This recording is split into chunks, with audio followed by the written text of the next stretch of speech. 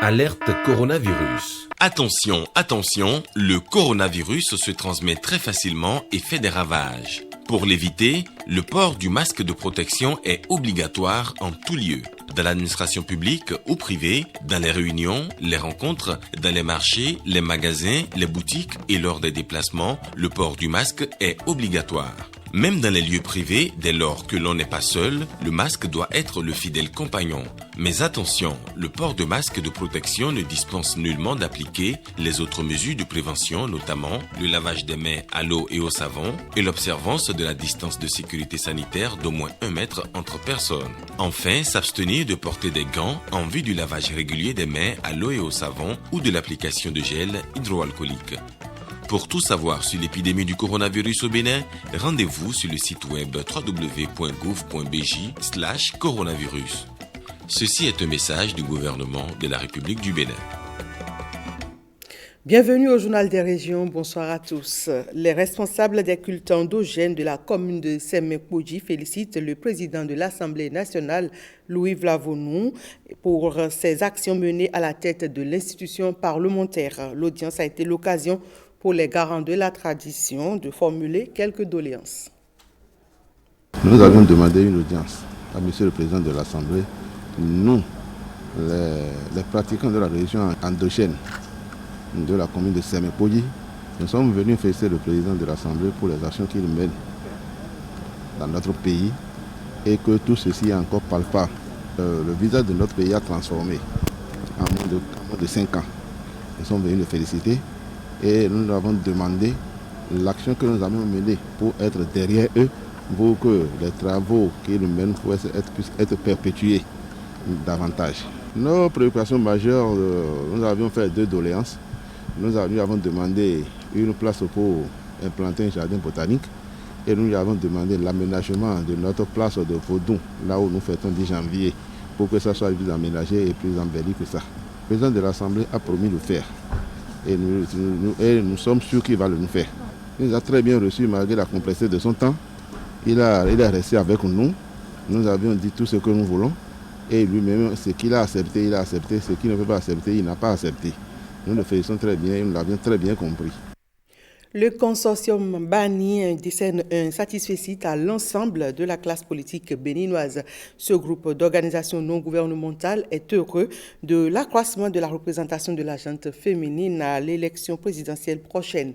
Le groupe a exprimé sa joie et félicite les acteurs politiques du Bénin pour cette avancée lors d'un point de presse donné à Parakou.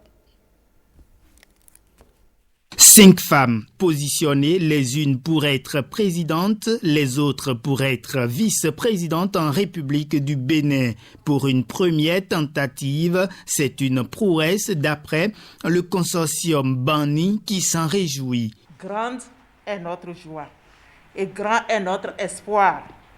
En ce moment où le peuple béninois se prépare pour l'élection présidentielle d'avril 2021, de constater la présence remarquable des femmes de haut rang parmi les candidats au poste de président et de vice-président de la République du Bénin.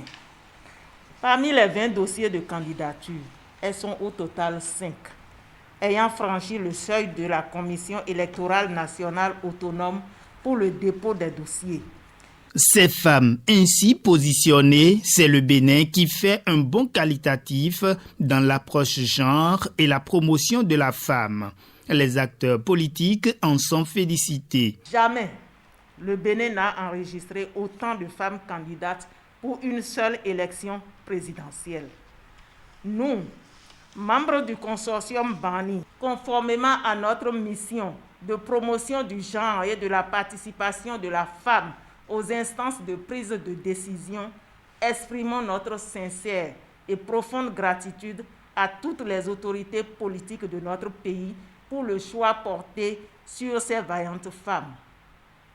Le Bénin fait ainsi un bond qualitatif en matière d'implication et de participation des femmes aux instances de prise de décision.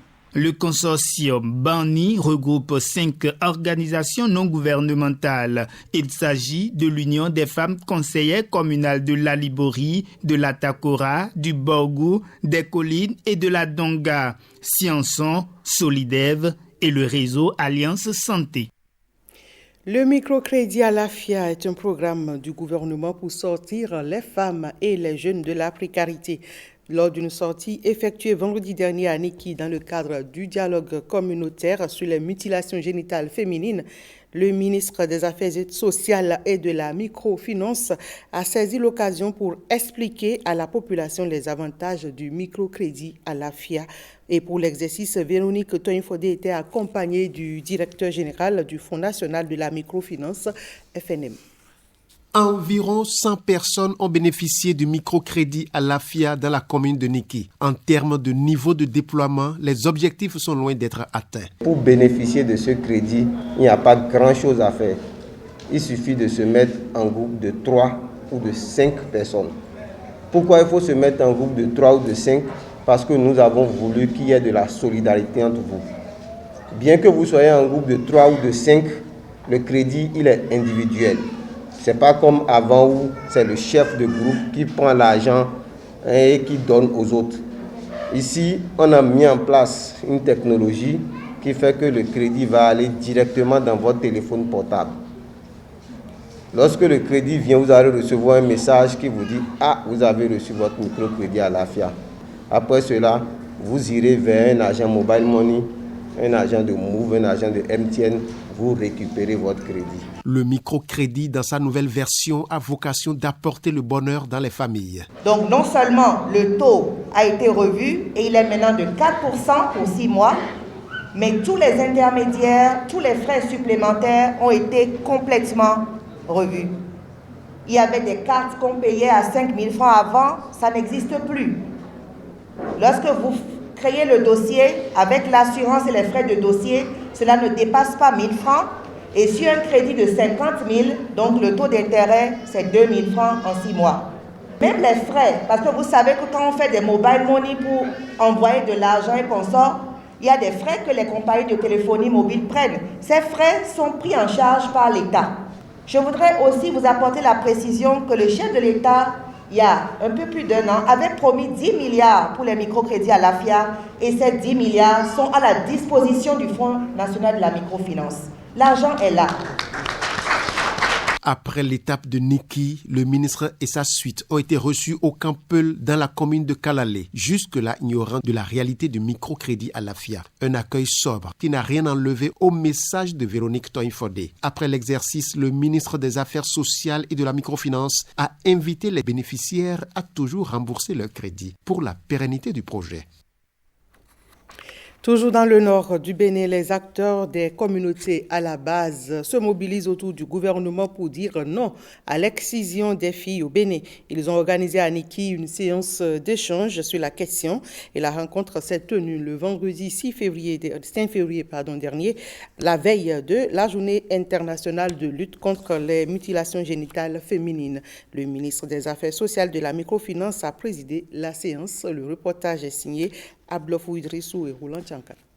Selon l'islam, les MGFO sont un crime. Des versets du Coran, des passages de la Bible et des pratiques culturelles et cultuelles ancestrales mis ensemble pour mieux comprendre la persistance du phénomène de l'excision. Objectif, susciter un changement de comportement. Lorsque les circonstances leur sont favorables, les femmes jouent toujours un rôle prépondérant en matière de cohésion et de consolidation sociale, en assumant notamment des responsabilités qui contribuent de façon positive à satisfaire les besoins socio-économiques de leurs communautés respectives. En 2020, 40 cas d'excision ont été recensés dans la seule commune de Niki, sur un total de 45 dans le Borgou, selon le ministère des Affaires sociales et de la microfinance. Il urge donc d'intensifier la sensibilisation au sein des communautés et ce, à travers des canaux appropriés afin de réduire ce fléau. Mon souhait est qu'à l'issue de ce dialogue communautaire,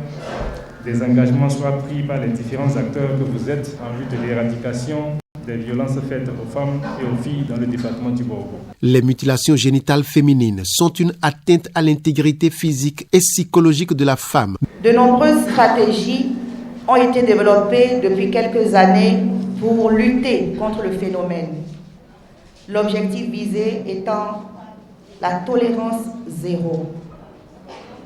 En plus de la sensibilisation, les textes de loi adoptés par notre pays, les nombreuses actions menées par les ONG et la répression qui s'en est suivie n'ont fait que freiner le phénomène. La croisade est ainsi lancée contre les violences faites aux femmes et singulièrement contre l'excision. Une campagne dans laquelle le gouvernement, les organisations internationales et les acteurs à la base se tiennent la main.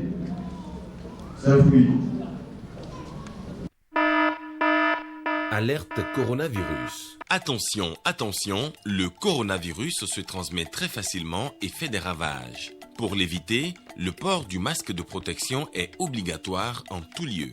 Dans l'administration publique ou privée, dans les réunions, les rencontres, dans les marchés, les magasins, les boutiques et lors des déplacements, le port du masque est obligatoire.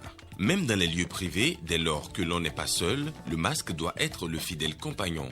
Mais attention, le port de masque de protection ne dispense nullement d'appliquer les autres mesures de prévention, notamment le lavage des mains à l'eau et au savon et l'observance de la distance de sécurité sanitaire d'au moins 1 mètre entre personnes. Enfin, s'abstenir de porter des gants en vue du lavage régulier des mains à l'eau et au savon ou de l'application de gel hydroalcoolique.